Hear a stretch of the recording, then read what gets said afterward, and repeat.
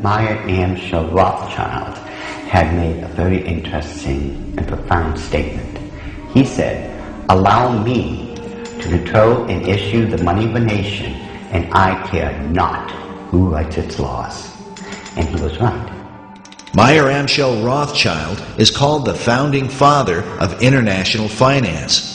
In 2005, Forbes magazine ranked him 7th on their list of the 20 most influential businessmen of all time.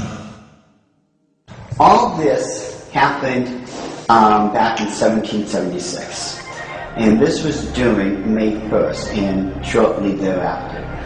The significance behind that is that on May 1st, 1776, Dr. Adam Weishaupt, who was a devout Jesuit priest, who was given the chair of the professorship of religious studies at Ingolstadt University, was approached by Meyer Amschel Bauer, who would later change his last name to Rothschild, along with 12 of his most financially influential friends. They knew Weishaupt at that particular time was not only a genius when it came to the occult world, but Weishaupt also had an axe to grind, because it was the Catholic Church that just recently defrocked him. He was no longer a Jesuit priest, and he was going to send a message to them, to the monarchies of Europe, and to all other people who would try to have their will over his.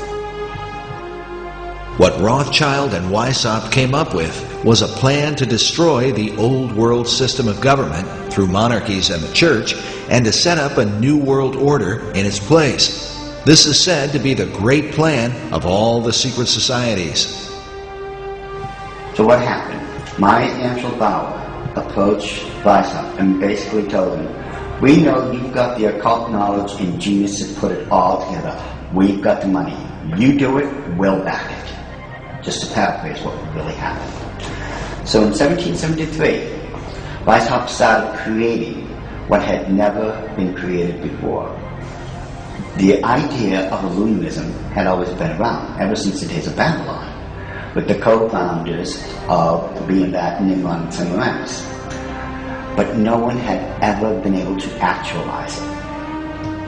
However, May 1st, 1776, the Order of the Illuminati had become a reality under the auspices of Dr. Adam Weishaupt. Now, like other nations, orders, countries and such, they have their two great seals. The Order of the Illuminati does. Those two seals can be found on the back of a $1 bill. People mistake those to be the two great seals of the United States of America. They are not. Those are the two seals of the Order of the Illuminati. And I'm going to explain it to you. In order to understand the seal itself, we have to first take a look at every single thing that composites it. We look at the first part of it on our left, which would be the truncated pyramid one. Above it is a 13-letter Latin expression that says Annuit Corruptus, and directly underneath the base of the pyramid is a 3-word Latin expression, which is Novus Ordo Seclorum. If you were to look up the word, let's say, work, in the English dictionary, you're going to find at least 50 different meanings for it. It is the same thing in Latin.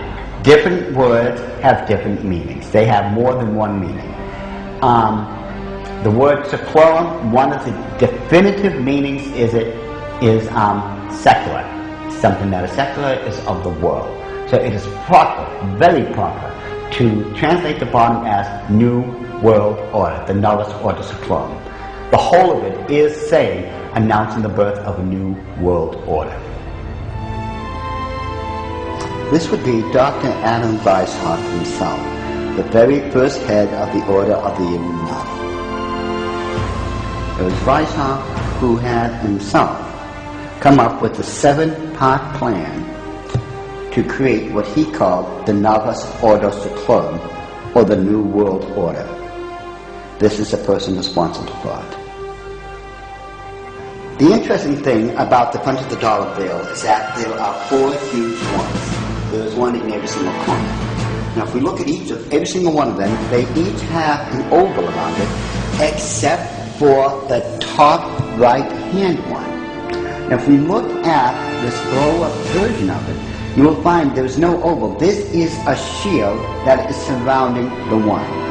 Now, the reason there's a shield here is because it's very similar to the original shield that was given to the Rothschild family when Baron Meyer Amschel Rothschild had become knighted in England and received the lordship. If we look across the top of this shield, all the way to the left-hand side, it drops down and forms a crescent moon. It's a crescent moon because it represents the female goddess in the occult world. At the bottom of that shield, of that lunar moon, you will see the owl. And it's very obvious. Once you take a good look at that part of the crescent moon, and it is the same Illuminati owl that is being worshipped at the Bohemian Grove in California by those members of the Bohemian Grove, where presidents, premiers, kings and queens and heads of nations throughout this world have met. You can tell just by looking at this photo, that is a 40-foot owl. It is made out of oak, and that the worshippers are surrounding that fire pit around that altar, which is easily reflected in the lake around them. This is definitely the owl of the Illuminati. Now a question. What have Herbert Hoover, Art Linkletter, Jack London, and Richard Nixon all had in common? Well, they've all been members of the exclusive all-male Bohemian Club in California, where every year at this time the elite from around the country get together for 2.5 weeks of fun and games. Steve Shepard has this special assignment report. More than 2,000 members of San Francisco's exclusive and all-male Bohemian Club have once again descended on Northern California. These men will spend most of the month of July encamped on some 2,700 acres of pristine and privately owned redwood forest.